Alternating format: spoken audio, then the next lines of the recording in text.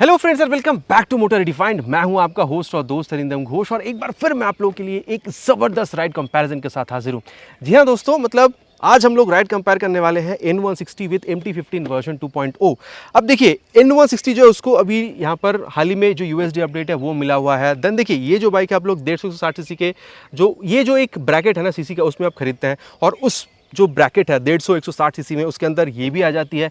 तो अभी एक डाउट बना हुआ है कि भाई ऑयल कूल तो हट चुकी है, अब एयर कूल है, N160 खरीदे या फिर यहाँ पर ये जो प्रीमियम चीज़ यहाँ पर आप लोग को मिल रही है, मतलब ये लिक्विड कूल, ठीक है, इंजन में काफ़ी ज़्यादा पावर ये मतलब आप लोग को आउटपुट दे रही है, ये खरीदे। तो एक कॉमन सा डाउट बना हुआ है। अब देखिए प्राइस में भी बहुत ज़्यादा डिफरेंस है। सो एक यहाँ पर जो डाउट है ना काफ़ी ज़्यादा है कि भाई N160 खरीदे या फिर यहाँ पर MT15। तो यही जो डाउट है आज मैं आप लोग को दूर करूँगा, बताऊँगा चीज़ें आप लोग को मिल क्या कह रही है और साथ ही चलाते वक्त जो एक्सपीरियंस रहेगा स्पेशली उस पर मैं फोकस करूँगा ताकि आप लोग को एक क्रिस्टल क्लियर आइडिया मिल जाए कि आप लोग को खरीदना कौन सा सही रहेगा, N160 या फिर MT15 वर्जन 2.0। अब दोस्तों आगे बढ़ने से पहले very special thanks to SS Bajaj, Krishnanagar and sun auto Kalna for providing me these bikes, ताकि मैं आप लोगों तक ये कंपैरिजन पहुंचा सकूं। वेस्ट बंगाल के कृष्णनगर, शांतिपुर या फिर अगर आप लोग कालना के साइड पर रहते हैं, कोई भी आप यहाँ पर बजाज या फिर अगर आप लोग यहाँ पर यामा की प्रोडक्ट खरीदना चाहते हैं, शोरूम्स का कॉन्टैक्ट बिल्कुल कर सकते हैं। डिटेल्स अभी आपको स्क्रीन पर दिख गई होगी। तो चलिए दोस्तों शुरू करते हैं। दोस्तों यहाँ पर राइड पे जाने से पहले मैं आप लोगों के साथ दोनों ही बाइक की एक शॉर्ट सी वॉक अराउंड शेयर करना चाहूंगा ताकि जो मेन की डिफरेंसेस उसके बारे में बता सकूं। बाकी एक डिटेल वॉक अराउंड कंपैरिजन की वीडियो ऑलरेडी चैनल पर है, तो अगर आपको कोई इन डेप्थ डिफरेंसेस के बारे में जानना है तो वो वीडियो भी बिल्कुल आप चेक कर सकते हैं। देखिए सबसे पहला तो डिफरेंस है प्राइस में। आप लोग को 2,06,000-7,000 रुपए तक मिलेगी, ये आप लोग को 1,72,000 से लेकर 78 तक मिलेगी, मतलब 25-30 हज़ार रुपए तक का जो डिफरेंस है वो आप लोग को यहाँ पर देखने में मिल जाएगा। बाकी इंजन में तो डिफरेंस है ही, वहाँ पर आप लोग को 164 cc SOHC 2 valve air cool fuel injected engine with 16 PS of max power and 14.65 newton metre of max torque मिलेगा। बाकी SSS सिपर क्लच VVA जैसे कोई टेक्नोलॉजी वहाँ पर नहीं है। लेकिन जब आप यहाँ पर आ रहे हैं भाई प्राइस ज़्यादा है तो यहाँ पर डेफिनेटली आप लोगों को चीज़ें थोड़ी सी खास मिलेगी। 155 CC SOHC 4 valve liquid cool fuel injected engine आप लोग को मिलेगी, 4 वाल्व लिक्विड कूल इंजन, ये चीज़ खास है। यहाँ पर पावर भी यहाँ पर ज़्यादा है, 18.4 PS की मैक्स पावर, बाकी टॉर्क थोड़ी सी कम है 14.1, जो कि वहाँ पर 14.65 न्यूटन मीटर थी। तो ये एक चीज़ है। बाकी यहाँ पर असिस्टेंट सिपर क्लच मिलेगा, ट्रैक्शन कंट्रोल मिलेगा, देन आप लोगों को VVA टेक्नोलॉजी ऐसी चीज़ भी देखने को मिलती है। बाकी VVA बहुत ज़्यादा यूज़ नहीं होती है, 7,500 RPM के ऊपर जाने से 7,500 RPM तक जब आप जाते हैं तो एक एक्स्ट्रा किकिंग यहाँ पर जो टेक्नोलॉजी है, मतलब जो परफॉर्मेंस है उसको मिलती है। बाकी क्वालिटी वगैरह अगर आप लोग देख रहे हैं ना दोनों ही बाइक की, मतलब फिजिकल क्वालिटी की बात कर रहा हूँ, तो बहुत ज़्यादा आप लोग को अंतर समझ में नहीं आएगी, ठीक है। दोनों में ही आप लोग काफ़ी अच्छी मिल जाती है। और अगर आप लोग यहाँ पर एग्जॉस्ट साउंड सुन रहे हैं तो उसकी जो कंपैरिजन है वो एक बार सुन लीजिए। अब स्टार्ट करते हैं विद MT15 वर्जन 2.0।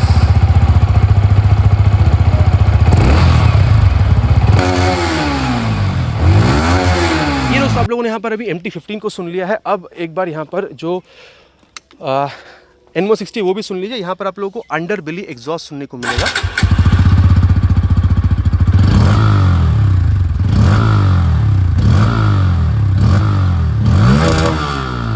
तो ये दोस्तों दोनों ही एग्जॉस्ट जो है उसको आप लोगों ने सुन लिया। बाकी क्या आप लोगों को सही लगी क्या नहीं लगी प्लीज़ नीचे कमेंट पे लिखकर बताइएगा। और अब अगर मैं आप लोगों को रियर के बारे में बताऊं तो वहाँ आप लोगों को यहाँ पर 130/70 सेक्शन की tyre with 17 inches of alloy wheel with 230 mm of disc and यहाँ पर आप लोगों को मोनोशॉक सस्पेंशन मिलेगा।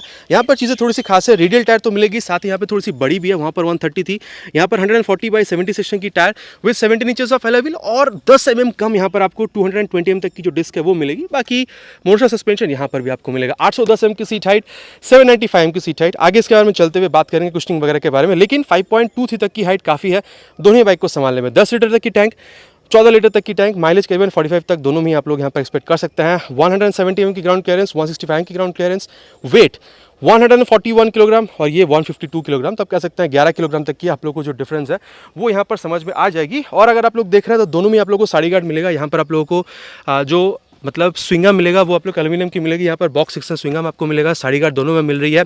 लेडीज़ फुटरेस्ट दोनों में ही नहीं है यहाँ पर, मतलब अलग से जो पिलियन फुटरेस्ट यहाँ पर रहता है।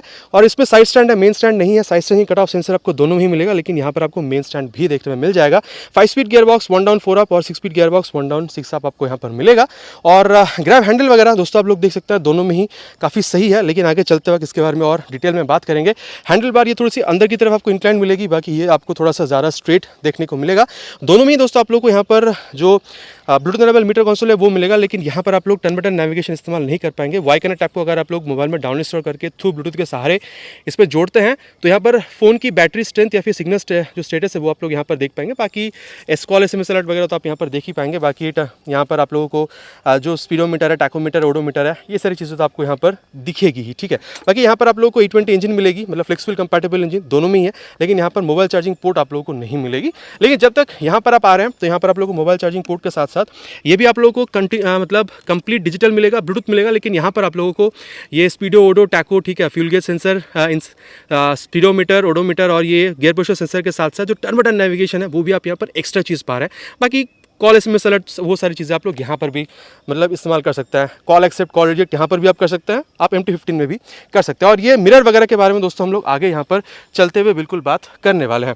तो मोटा मोटा दोस्तों जो डिफरेंसेस था वो बाइक के बारे में मैंने आप लोगों को बता दिया। चलिए अब राइड पर चलते हैं, देन देखते हैं कि भाई मेन जो की डिफरेंस है ना चलाते वक्त आपको क्या फील हो सकती है, देन कंक्लूजन में बात करेंगे कि कौन सा बाइक खरीदना आप लोगों के लिए सही हो सकता है। अब दोस्तों क्योंकि यहाँ पर पावर में कम है, देखिए दोस्तों पावर ही मेन चीज़ नहीं है जो हम लोग एक गाड़ी में देखते हैं, ठीक है। ओवरऑल जो इम्पैक्ट है ना कि भाई N160 सही है या फिर MT-15 वर्जन 2.0 वो समझने की कोशिश करेंगे। अब डेफिनेटली वहाँ पर पावर फिगर ज़्यादा है तो वो तो आपको टॉप एंड या फिर ओवरऑल मतलब पावर परफॉर्मेंस में तो वो बेहतर निकलेगी, लेकिन बात वो नहीं है। बात यह है कि कंफर्ट क्या है, मतलब सारी चीज़ों को मिला जुला के कौन सा सही है वो समझने की कोशिश करेंगे। तो यहाँ पर N160 के साथ स्टार्ट करते हैं। 795 mm की सीट हाइट आप लोगों को यहाँ पर मिल रही है, ठीक है। तो यहाँ पर जब आप देख रहे हैं तो ये देखिए सीट ना काफ़ी कंफर्टेबल है, स्पेशियस भी आप लोगों को मिल रही है, जो कि कमी आप लोगों को MT-15 में डेफिनेटली फील होने वाला है, ठीक है। आप लोग यहाँ पर रियर फिटेड फुट पेग आप लोग को यहाँ पर मिल रहा है और हल्का सा सामने की तरफ आप झुक भी रहे हैं, ठीक है। अब यहाँ पर जो हेलमेट है उसको शीशा डाउन और first gear, second gear, third gear. देखिए दोस्तों एक बात तो है कि काफ़ी स्मूथनेस के साथ आपको ये खींचती हुई नजर आएगी। इनिशियल इंप्रेशन जो है ना भाई वो तो काफ़ी तगड़ी आप लोगों को यहाँ पर N160 में भी देखने को मिलेगी। और जहाँ तक बात है कि भाई मतलब आप लोगों को क्लच का फील कैसा मिल रहा है, भाई स्लीपर असिस्ट क्लच तो नहीं है, लेकिन यहाँ पर मतलब मेरे हिसाब से MT-15 से भी मतलब सॉफ्टर आप लोग को यहाँ पर भी फील हो सकती है, ठीक है। तो ये एक बात है। बाकी हाँ अगर आप लोग गियर शिफ्टिंग देख रहे हैं तो हल्की सी एफर्ट के साथ आप लोगों को जो शिफ्टिंग है वो यहाँ पर करना हो रहा है। क्लिक सा साउंड के साथ आप लोगों को समझ में आ रहा है कि हाँ गियर शिफ्टिंग हो चुकी है।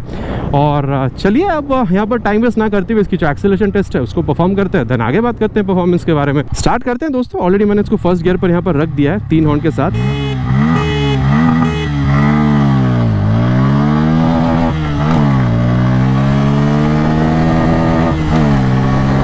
आप लोगों ने यहाँ पर देख लिया है। Time for 100 now.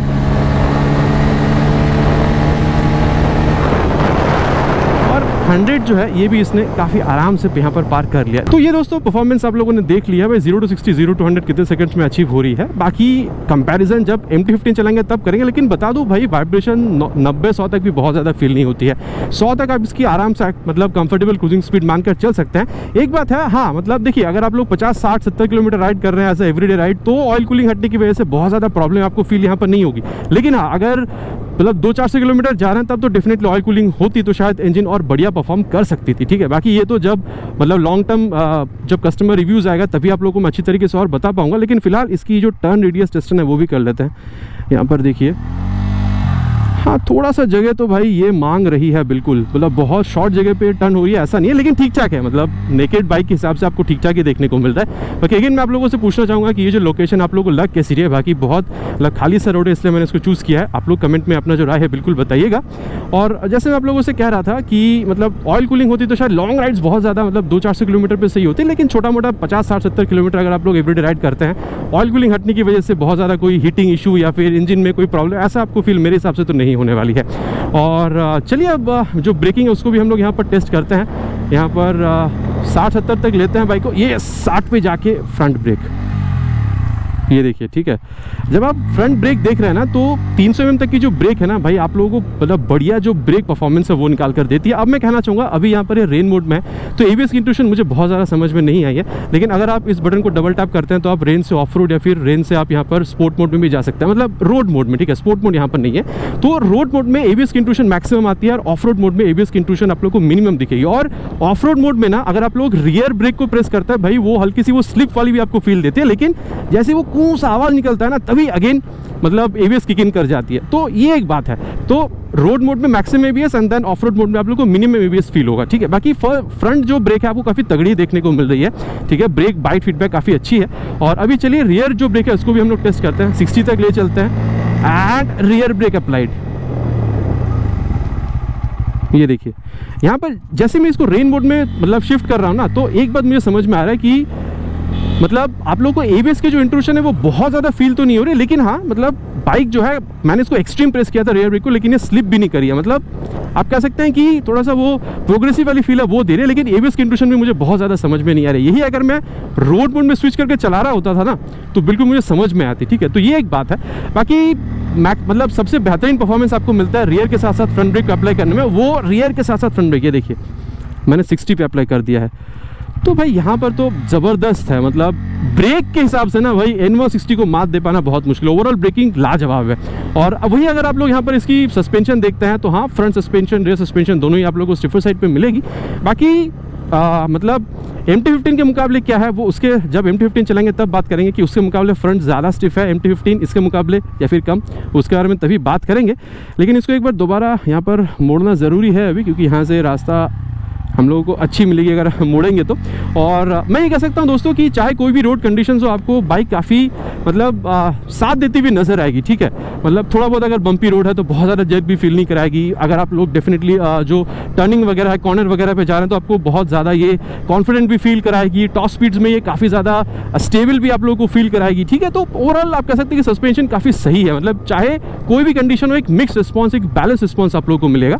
और काफ़ी फन टू राइड बाइक है। अगर हैंडलिंग के बारे में बात कर रहे हैं, ये जब आप कर रहे हैं तो देखिए बाइक भाग नहीं जा रही है, आपकी बात मान रही है। और स्टिफनेस डेफिनेटली इस सस्पेंशन में से आपको जो है वो समझ में भी बिल्कुल आ रही है। और turn button navigation, call SMS alert, phone charging port, आप बहुत हल्का झुक रहे हैं, रियर फिटेड फुट पे कहते हैं। स्पोर्टिनेस के साथ साथ वो जो एक फील है, ठीक है, मतलब कंफर्ट नेचर वो भी आप लोगों को यहाँ पर मिल रहा है। स्पेशियस सीट भी आप लोगों को मिल रहा है, ठीक है। तो बेटा एक फन टू राइड बाइक है ओवरऑल। अगर आप लोग देख रहे हैं मतलब काफ़ी मतलब सही बाइक है अगर आप लोग मतलब एवरीडे राइड के लिए यूज़ कर रहे हैं, या फिर अगर आप लोग ओकेशनल अगर आप लोग लॉन्ग टूर्स के लिए भी जा रहे हैं, ठीक है।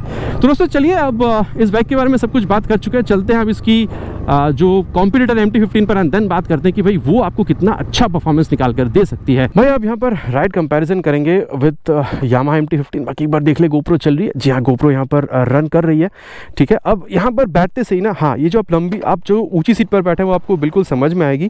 रियर फिटेड फुटपैक तो यहाँ पर भी है, सीट स्पेशियस है आपके लिए, लेकिन पिलियन सीट जो है भाई वो थोड़ी सी छोटी आपको महसूस होगी।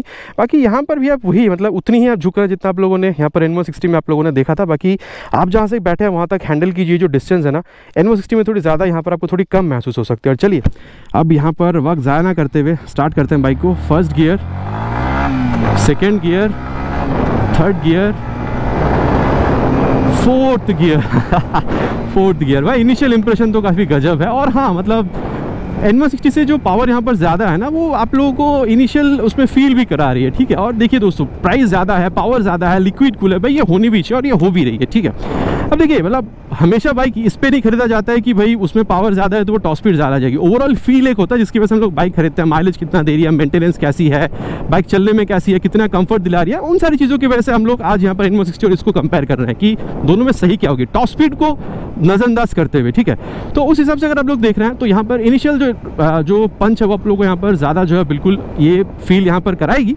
अब साथ ही में अगर देखा जाए दोस्तों तो ये जो क्लच है ना आप लोगों को N160 में मैं कहूँगा ज़्यादा आपको लाइट महसूस होगी। हाँ वहाँ पर सिप एंड असिस्ट क्लच नहीं है, लेकिन फिर भी यहाँ से वहाँ पे आपको ज़्यादा लाइट महसूस होगी। और अगर मैं आप लोगों को बताऊँ कि यहाँ पर क्लच के बाद गियर सिस्टम कैसी है, तो हल्की सी एफर्ट के साथ आप लोगों को मतलब अप या डाउन करना हो रहा है, क्लिक सा साउंड आपको मिल रहा है, ठीक है। चलिए अब इसकी जो एक्सेलरेशन टेस्ट है वो भी कर लेते हैं, देन परफॉर्मेंस के बारे में आगे बात करते हैं। स्टार्ट करते हैं दोस्तों। फर्स्ट गियर पे रख दिया है 3 हॉर्न के साथ।